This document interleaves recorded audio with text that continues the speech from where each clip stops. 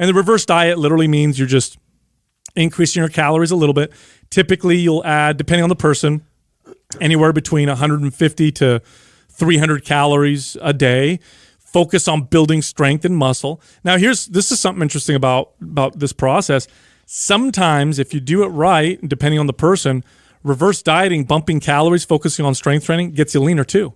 By itself. No, that's why it's a great method. Yeah, sometimes it's like that's what gets you leaner. Especially when you do it as calculated as what you just said. You just add about 100 to 300 more calories. Like that's not enough to put on like pounds of fat. Right. And if you also change the program at the same time, normally that is enough to do both. Like you'll definitely kind of kick you out of that.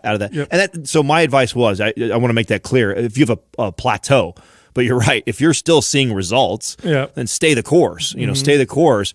And like I said, I wait for a good solid 2 weeks where I feel like nothing's happening. Like if I've got a client on a protocol that I feel confident we should be consistently dropping, and what happens sometimes is, eventually we plateau out. I'm going to okay, stay the course still for another week. Let me evaluate what's going on. Okay, we're still at a hard plateau. Now let's make some adjustments. And then that's one of the ways that I would make adjustments.